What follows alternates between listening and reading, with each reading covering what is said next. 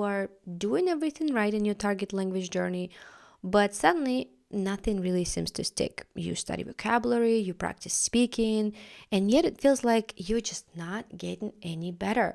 You feel like you are completely stuck with it. If you ever felt like this, I gotta tell you, you're not alone. I've been there, and many, many other language learners have been there before. And I want to talk about it today. In this episode, we are going to dive into why we hit plateaus while learning a language, why it feels like we're stuck, and most importantly, how to break through it and keep moving forward. Welcome back to another episode of Foreign Language Roadmap, where we make language learning simple, fun, and part of your daily life. I am Elena Aber, the creator and the host of this podcast, and I'm very, very happy that you're here with me today.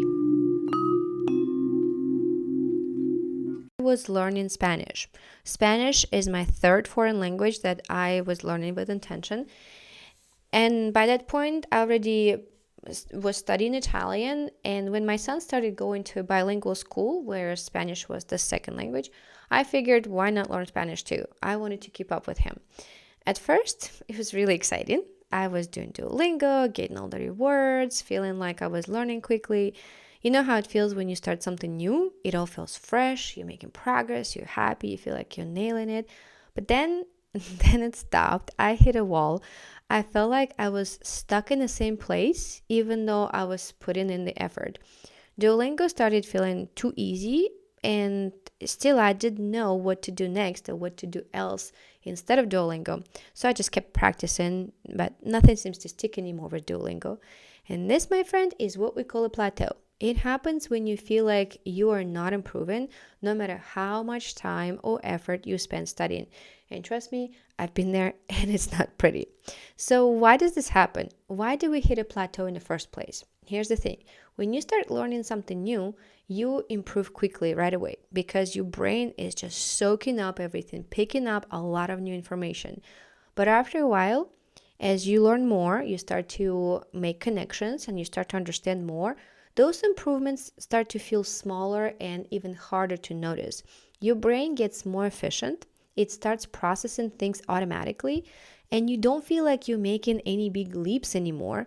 And it's not that you've stopped learning, it's just that you've moved on to a more advanced stage, and the progress seems slower at that point. And I know, it doesn't feel great, but trust me, hitting a plateau just means that you've moved past beginner level and now you are deepening your knowledge. It's actually a good thing, even though it might not feel like it at first, especially if you don't know what's happening. Let's talk about how to break through them. And here are a few strategies that I used and worked for me and worked for my clients. First of all, you can shake up your routine. When I realized that I was stuck, I knew that I needed to change something. I needed to change things up.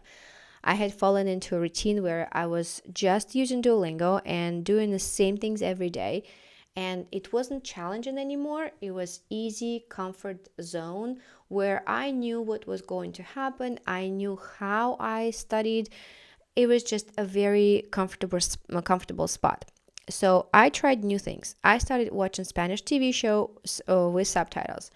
I joined a new language exchange group and I even tried journaling in Spanish. These changes sort of made my brain work harder. It was like, what's happening? My brain was not used to it.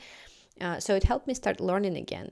And when you try new methods or you find new tools, your brain is forced to make new connections. And that helps break the plateau and switch to a new level, go to a new area of learning. If you want to try this for yourself, I've created a free mini roadmap that shows exactly how to switch things up in your learning routine. You can grab it in the description below. Instead of thinking that, oh, I want to be fluent, I want to be conversational, I want to be like a native in this language, I personally broke things down into small, easy to reach goals. 1 week, my goal was to learn just 10 new verbs. The next week, I focused on ordering food in Spanish, and these smaller goals helped me feel like I was making progress. Every time that I would see that I've progressed, I would see that I've reached some milestone that I set for myself, very doable, very reachable milestone, but it makes you feel like you are actually, it makes you notice your progress, makes you see and measure what you've done and how far you've come. And these smaller little goals helps you feel like you're going somewhere. They add up, and that momentum keeps you moving forward. Another strategy is to use flashcards and spaced repetition. Here's the trick that made a huge difference for me. Instead of passively reading over notes again and again, I started using flashcards to actively quiz myself. There's a method that's called spaced repetition, which helps you review things at the perfect intervals to make sure that it sticks in your long-term memory. I have that episode on spaced repetition that is called a tool that helped me, that saved me from quitting Italian. That is exactly how it works and how to use it. With this method, you would just review 20 or 30 cards a day, and that really sounds like a lot, 30 cards, but it really, once they're prepared, it takes you 2 to 5 minutes tops to review it. And you are able to remember more and more with them because of how the whole algorithm of spaced repetition works. Again, if you want to start using it, if you want to tap into that tool, listen to that episode on the tool that saved me from quitting Italian. That explains it really well. So the flashcards, they seem like small effort, but they really make a huge difference, and they made that difference for me. The next thing is how to use power of your mindset in breaking through the plateaus puzzle. Your mindset.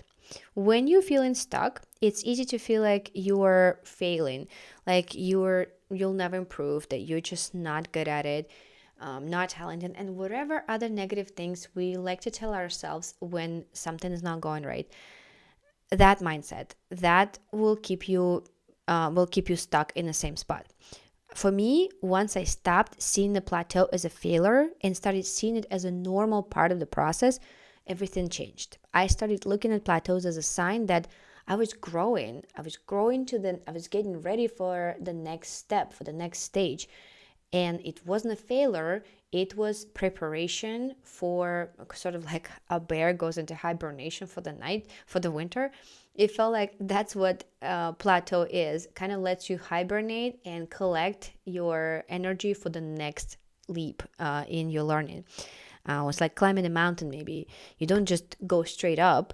There are flat areas, which are, of course, called plateaus, where you can catch your breath, and then after that you keep climbing. The key is to stay consistent and trust that your brain is still learning, even if it doesn't feel like it. If you are making an effort, if you continue doing some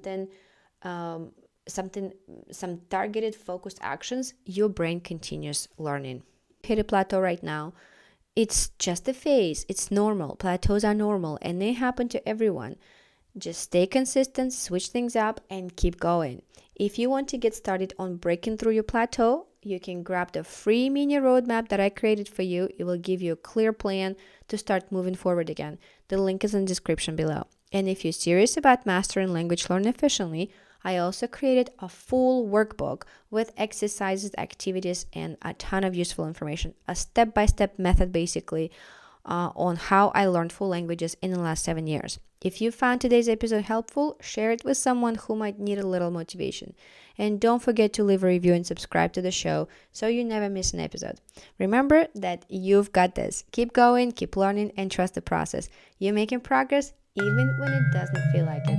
I'll see you next time.